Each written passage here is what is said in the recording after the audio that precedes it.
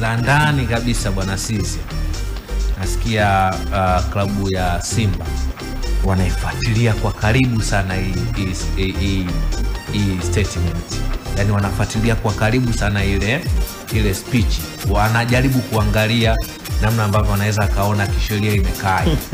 Kwa maana kuna swala la kushtaki, wanataka kufika mbali zaidi. Mimi binafsi kama tukisema kwamba kuna madhara, mimi nitaika ni madhara kwa sababu alichokizungumzia kuhusiana na poor management ni kweli. Ukiangalia hali ya Simba iko vizuri kwa siku za karibuni, huo utakuwa ni shahidi. Pamekuwa pana malumbano hapa na hapa, na pia hiyo clip ambayo aliweza kuiplay ni clip ambayo ilichukuliwa kwenye mkutano husika, na hao wote walikuwa ni sehemu ya mkutano, na hizi klipu zimeruka muda mrefu zikionyesha mashabiki kutokufurahishwa au kupendezwa na hali ya uongozi.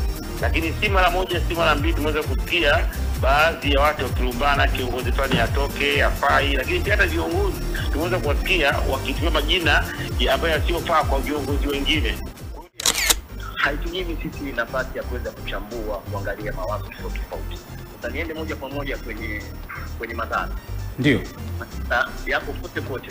Nadhani kuna baadhi ya watu walidhani tu Simba peke yake pengine ingeweza kupata madhara hasi, kwa maana negative impact. Lakini si kweli.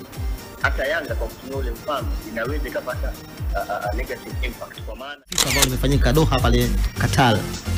Yeye ametolea mfano negative kwa Yanga kwenye swala la financial stability, alafu upande wa Simba ametolea swala la poor governance. Miongoni mwa sehemu ya kubwa ambayo vilabu vinaweza vikanufaika kwenye mapato ni sponsorship pamoja na investment kutoka kwa wawekezaji, ndio. Ukienda ukareview wawekezaji wanazingatia kitu gani zaidi kati ya timu ambayo haina uongozi mzuri na timu ambayo haina changamoto za kiuchumi. Tunagundua wawekezaji wengi wakiona timu ina changamoto za uongozi wanazikwepa, kwa sababu ile tayari tu ni red flag, manake ni onyo la kuepuka. Yaani mwekezaji akishaona hapa kuna uongozi mbaya, anajua kuna matumizi mabovu ya fedha, kuna mgawanyiko, kuna kushuka kwa brand ya club. Umeelewa? Vitu ambavyo mwekezaji anashindwa kuamini hiyo timu na kuweza kuamua kujithamini. Kwa hiyo kitendo cha yeye kuipoint Simba kama timu ambayo ina uongozi mbaya, maana yake anaenda kuathiri moja kwa moja ile taswira ya wawekezaji kuelekea kwenye klabu ya Simba. Tofautisha na financial stability ambayo kwa mwekezaji inaweza ikawa kama fursa, kwamba anaona mimi nikienda nikistabilize hii swala la uchumi, klabu ikikaa vizuri kiuchumi, mimi visibility yangu itakuwa kubwa zaidi, nitazungumziwa zaidi. Kabla hakuja fulani timu ilikuwa hivi, sasa hivi iko hivi. Kwa hiyo ni kitu ambacho ni sio permanent, ni temporary, ambacho kinaweza kikawa fixed kwa kupitia nini, kwa wawekezaji. Kwa hiyo ina maana ameiathiri timu indirect kwa kuaminisha watu kwenye jukwaa kubwa kwamba Simba inakuwa governance. Kwa hiyo hata wadhamini wanaweza wakaichukulia katika picha hiyo, alafu kwake akajipigia chapuo kwamba kuna financial instability, lakini mashabiki wanahudhuria mechi zao nyingi, kwa hiyo akatumia kama sehemu ya kujipromotia apate wewe wadhamini. Bana, huyo ni Heavyweight Dulla akitoa maoni yake kwa kile ambacho tulikuwa nacho hapa kuhusiana na rais wa Young Africans Engineer Hersi Said, kuonyesha examples, vivid examples timu ya Simba ikiwa ni timu ambayo ina migogoro na kwa za chini ndio za ndani kabisa bwana sisi. Nasikia klabu ya Simba wanaifuatilia kwa karibu sana hii statement. Yaani wanafuatilia kwa karibu sana ile speech. Wanajaribu kuangalia namna ambavyo wanaweza kaona kisheria imekaa. Kwa maana kuna swala la kushtaki, wanataka kufika mbali zaidi. Mimi binafsi kama mzee wa mida, mimi nadhani Simba wakae chini wajitafakari. Kwa nini wametolewa mfano? Unajua paka kitendo cha Engineer Hersi kuondoka na klipu zile za migogoro ambayo walikuwa wanalumbana kwenye mkutano mkuu, maana yake Simba kuna vuja. Si unaelewa? Na Hersi anawapongeza paka ile online media ambayo imeenda kule, ambao ametumia zile klipu zake, ameipongeza kwa kazi nzuri ambazo wamefanya. Ameandika wameshuti kitu clear.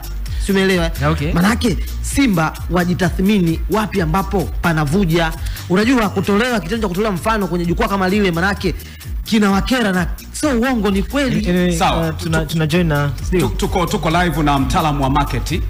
Una kitu ambacho amekizungumza heavyweight dula ni kitu ambacho kinafikirisha, lakini kuna watu ambao tunaita wataalam wa masuala mazima ya market. Umeelewa? Sasa nimemtafuta hapa Hassan Aba ambaye ni mtaalamu wa masuala ya market.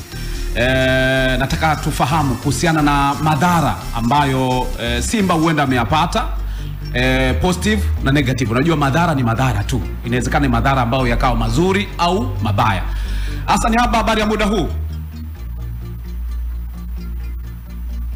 Hassan Aba, nakupata vizuri. Habari ya muda huu? Salamu kabisa, habari yako? Safi, mambo yanakwendaje? Mungu ni mwema, Mungu ni mwema. Bwana, tuko live kupitia Mjini FM kwenye kipindi cha Sport Knockout. Okay. Ya, tumekutafuta, kikubwa ni kuweza kupata picha ya, bila shaka umefahamu kuhusiana na kile kitu ambacho kimetokea pale Doha wakati Engineer Hesaid akiwasilisha mada yake kuhusiana na masuala mazima ya kiuwekezaji. Timu ya Simba kawa imeguswa katika mazungumzo yale katika jukwaa kubwa ambapo FIFA ndio ambao walikuwa wametengeneza hilo jukwaa, lakini kuna unaweza kusema perception tofauti juu ya hicho ambacho kimetokea. Kuna baadhi ya watu wanasema Simba imeenda kuathiriwa kwa kiasi kikubwa kwenye sura ya kibiashara, kiasi cha kwamba hata wawekezaji huenda wakaiona Simba sio sehemu salama kuwekeza. Lakini kuna baadhi ya wengine wanasema kwamba Simba wamepromotiwa kimataifa, kwa sababu kuna baadhi ya watu walikuwa pengine hawaifahamu Simba, sasa wataenda kuifahamu kuhusiana na muktadha huo. Kwa upande wako umeipokeaje hiyo kama mtaalamu wa masuala market? Kimarket imekaaje hiyo? Asante sana Lugano. Kwanza kabisa ni kupongeza kunitafuta ili tuweze kuweka sawa baadhi ya mambo. Kama ulivyosema mara ya kwanza, kinachoendelea mitandaoni ni perception, lakini mwenye kujua dhamira kuu ya ule mfano uliotumika kwenye presentation kubwa kabisa katika platform ya mambo ya kisoka ni Engineer Harris. Kwa sisi watu tunaofanya utafiti tunasema the sole person ambaye anaweza kujua ama anaweza katupa jibu la moja kwa moja kwamba alikuwa na maana gani ni Engineer Harris. Lakini pia haitunyimi sisi nafasi ya kuweza kuchambua, kuangalia mawazo tofauti. Sasa niende moja kwa moja kwenye madhara. Ndio. Na yako kote. Nadhani kuna baadhi ya watu walidhani tu Simba peke yake pengine ingeweza kupata madhara hasi, kwa maana negative impact. Lakini si kweli. Hata Yanga kwa kutumia ule mfano inaweza ikapata negative impact, kwa maana ya watoto wa nyumba moja wakigombana, unapopeleka kesi kwa jirani, nyumba nzima inaonekana haina maana. Hilo la kwanza. Lakini la pili, kwa nini utumie mfano wa poor governance katika jukwaa kubwa kwa main competitor wako? Tunajiuliza maswali mengi, na ndio maswali mengi watu wanajiuliza. Sababu hasa ilikuwa ni nini? Kwa sababu ukiangalia, ama lengo lake lilikuwa ni kutengeneza brand trust ya Yanga ikue, ama lengo lake ilikuwa ni kujaribu kutanuka kimasoko ili Yanga ionekane inafanya vizuri, japo aliweka baadhi ya changamoto ambazo Yanga inapitia kama infrastructure na kadhalika. Lakini hizo ni changamoto ambazo duniani mpaka tunakufariki hatuwezi kumaliza kwa mara moja. Lakini issue ya kuja hapa ni issue very sensitive kwenye soko la mpira, kwenye soko la bidhaa yoyote. Lakini pia niende mbali zaidi, unaweza kusema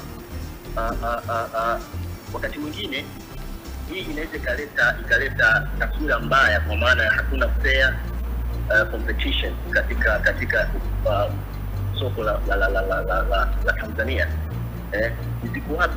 Ziko wapi sheria zinazotaka kumlinda mtu brand yake katika muktadha kama huu? Kwa hiyo mimi nadhani ni mjadala mpana ambapo kwenye simu sidhani kama itatosha sisi kuja kudadavua, lakini kwa uchache ni haya. Kwa uchache ni haya, ni kwamba tunaizungumzia Simba, kwamba sasa manufaa ya Simba, maana umesema pande zote mbili. Umezungumzia upande wa Harris jinsi ambavyo kaiathiri angalau kidogo Simba. Je, Simba kuzungumzwa kwenye jukwaa kubwa la kimataifa ambapo FIFA na makampuni tofauti na taasisi mbalimbali ambazo pengine kwa namna moja ama nyingine walikuwa hawaifahamu kabisa Simba, lakini wameifahamu kwa kupitia hili ambalo limeibuka, uone kama pia Simba wamepata manufaa ya kufahamika? Inawezekana ikatumika ile principle ya no bad publicity katika muktadha huu, kwa maana ya kwamba unapomsema mwenzako kwenye muktadha mkubwa kwa ubaya, maana yake atazungumzwa sana, maana yake unazidi kumpa ile flow na ile awareness reach katika maeneo mbalimbali duniani. Inawezekana ikawa hivyo, lakini tukiangalia kitaalamu haijakaa vizuri sana. Simba sasa hivi anazungumza kwa, lakini anazungumza kwa mtazamo. Na nadhani ipo haja sasa tunakuja kukana kuweza kustructure mfumo wetu, kwa sababu hii ni mimba baba mmoja mama mmoja, tuende kwetu na opportunity ya kupata kuweza kuinua mpira wa Tanzania. Kwa hiyo kibiashara, turudi kibiashara kwa sababu wewe ni mtaalamu wa masuala ya biashara. Hebu tuambie go forward, tunafanyeje hapa angalau Simba wasipate madhara?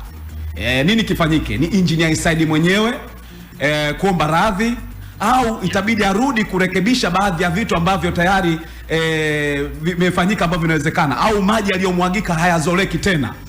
Yanazoleka kama tu tutakwenda kufanya mambo kadhaa yafuatayo. Ndio. Kwanza ni kupitiza ethics, kwa maana ya watu waangalie namna ya utu, namna ya kutii sheria, compliance, na namna ya transparency.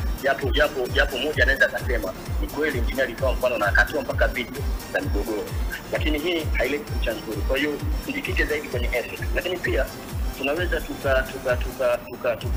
tukafanya professional neutralization kama hivi mnavyofanya, kwamba waite watu pande zote mbili wa discuss, ionekane kweli shida iko wapi, watu wakae wazungumze, wataalamu sasa haya mambo waweze kupata.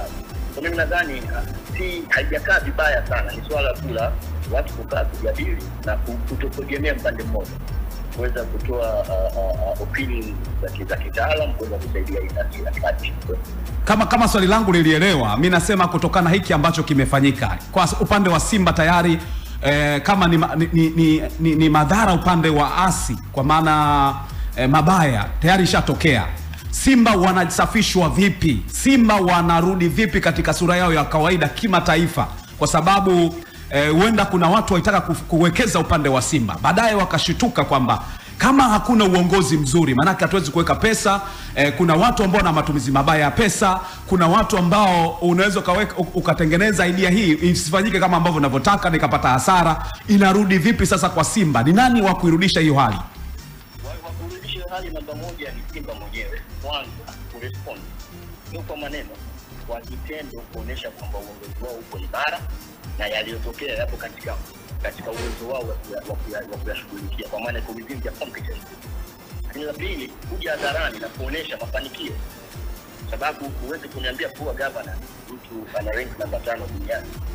Kwa hiyo kuna namna ambazo Simba wenyewe wanaweza kadifu kwenye mjadala. Tatizo jukwaa walioitumia engineer Herside, Simba watalipata wapi jukwaa hilo la kuonyesha na kujiclear? Kwani wewe mlaji wako ni nani? Who's consumer? Ni wanachama wa Simba.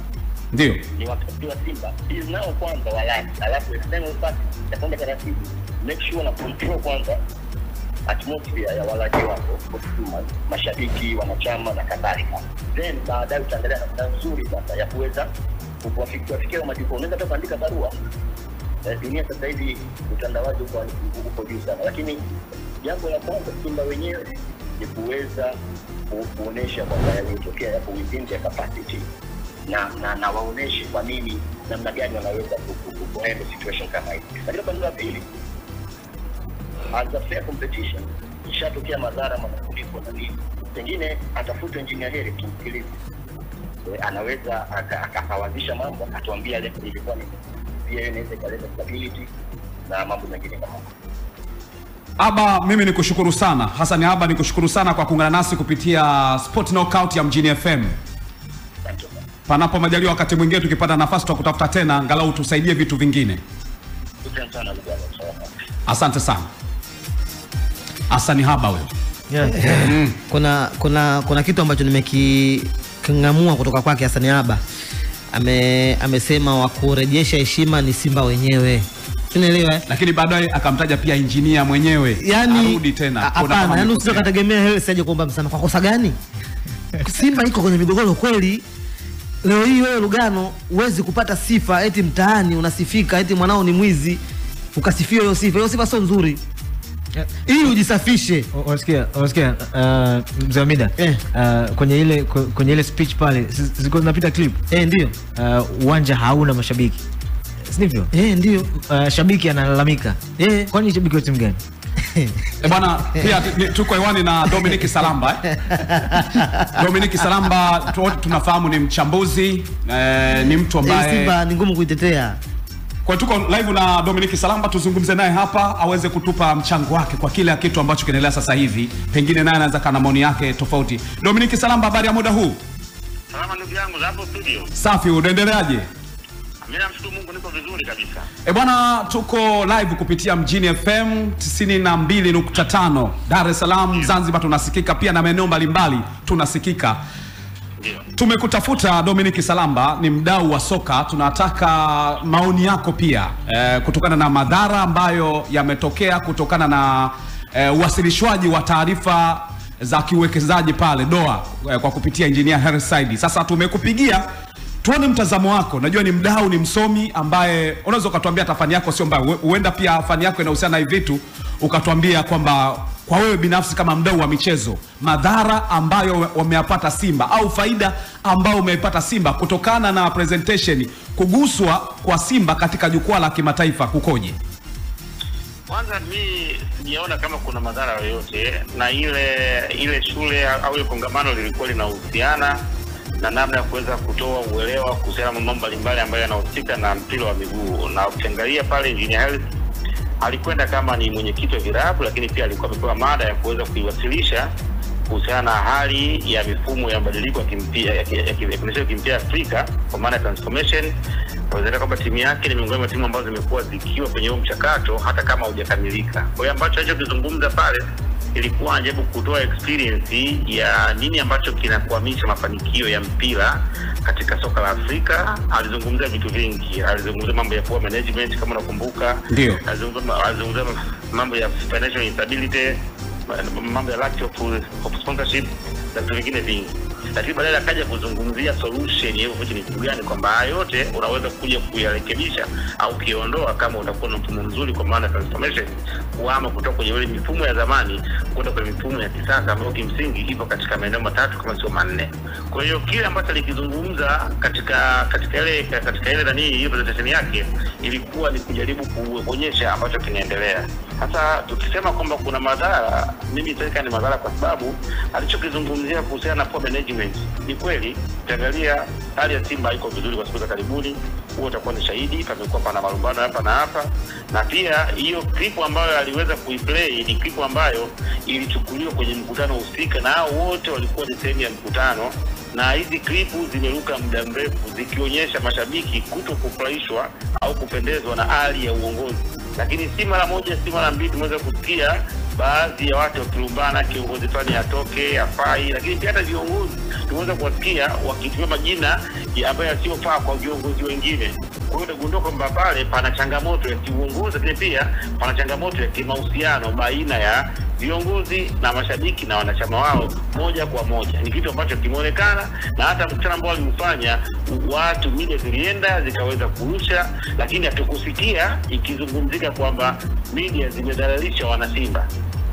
Na hizi media sote labda zinaishia Magomeni au zinaishia Buza, ni media ambazo dunia nzima zinasikika.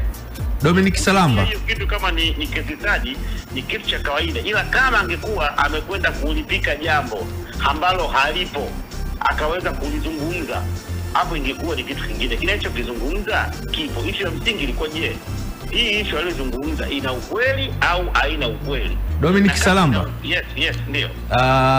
Watu wanahoji kwa sababu pale Engineer Hersi Said alikuwa na kofia 3 kwenye ile presentation. Kwanza kama mwenyekiti wa vilabu barani Afrika, pili kama mjumbe kwenye FIFA, lakini 3 kama rais wa Young Africans, ndio?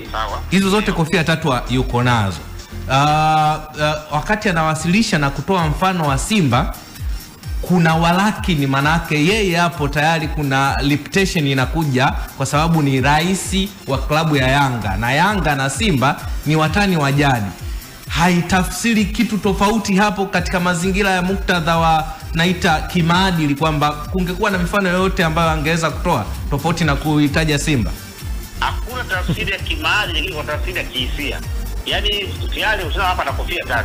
Kwa hiyo ukienda kihisia kwamba huyu atakuwa ni shabiki wa Yanga, hapo unaweza ukaumia. Ndio maana katika hiyo management na katika hata mambo ya financial ile ni stability, alizungumzia Yanga kwamba kuna mashabiki wanatembea barabarani, wanashangilia, hawana capacity ya kununua jezi, na pale ikapita picha ya mashabiki wa Yanga.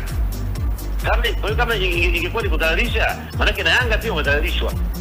Kwa hiyo kwa huo muktadha, kwa mashabiki wao wanashangilia ubingwa wakiwa hawana uwezo wa kununua jezi, lakini wana passion. Kwa hiyo nafikiri kikubwa tuangalie kwamba kile alichokizungumza ni kweli kinatukabili, na kama kinatukabili, zile solution ambazo amezungumza zinaweza kusaidia mpira. Haya ndio kuangalia. Tukianza kupicha, tukianza kuanza kupakana rangi kwa mambo ambayo yatafuna. Leo nikikuuliza hapo, leo Simba kwa mgogoro, hamna mgogoro. Mgogoro ipo. Sasa kwa nini tunataka kwani ufiche? Shida ni kwamba kofia alizokuwa nazo. Leo tuzungumze ili watu waone na tutapata solution. Hata hivi tunachokifanya ni kama kuendelea kulea kidonda ambacho utasiku hatapata tiba. Ni kweli Simba kuna mgogoro, wamegawanyika, watu wanagombana, watu wanazungumza tofauti. Hata hiyo ni saini au ni mfano wa dhahiri wa poor management ambao ipo, na uwezi kuitolea Mtibwa au Ruvu ambazo hazina impact kwenye mpira wa Tanzania. Lazima utazungumzia timu ambayo ina mashabiki wengi na ni rahisi kuweza kuifechi. Leo ukizungumzia na Mungu au Simba ya Site, nani anaijua? Lakini ukizungumzia Simba ni timu kubwa, kwa watu wanaweza kwenda wakaipa na wakaangalia kwa what's happening. Lakini Simba ndio timu ambayo ilikuwa inagukua Afrika. Hapo tunazungumza ipo kwa nafasi ya 6. Hata kama hapo kwa nafasi ya 6, je, kama wakirekebisha haya mambo, hawezi kwenda kwa kwenye nafasi ya kwanza? Dominic Salamba, mimi nikushukuru sana, lakini kwa neno la kumalizia kabisa, watu wanasema kwamba Engineer Hersi anatakiwa aombe radhi kwa kutumia vibaya nembo ya Simba na kuidhalilisha. Wewe unasemaje? Mimi nafikiri kwanza anatakiwa apongezwe kwa kuweza kuaddress matatizo ya mpira tulionayo, na ikiwezekana tumtumie kama fursa ya kuweza kutufikishia ujumbe na kutafutia watu ambao wanaweza kuja kuuponya mpira wetu. Apongezwe Engineer Hersi. Vizuri sana, na pongezwe kwa sababu ameweza kuaddress changamoto ambazo tuko nazo katika mpira wetu na namna bora ya kwenda kutatua, kwa sababu ukiangalia upande wa pili alizungumzia solution ya transformation na akatoa mifano kwenye timu yake ambayo yuko nayo, kwa kabla hajaanza mchakato ulikuwa na hali baada ya kuanza namba kama inaongezeka mpaka FTC wameweza kujua timu nyingine, wameweza kuchukua mataji. Sasa hiyo si kitu kinaonekana, hiyo ni sayansi, ni give example ambayo inaonekana watu kumpongeza na kuweza kwamba tunamtumia ipasavyo kama rais wa vilabu barani Afrika. Basi nikushukuru sana Dominic Salamba kuungana nasi kupitia Sport Knockout ya 92.5 Mjini FM. Nashukuru, karibu tena. Asante sana.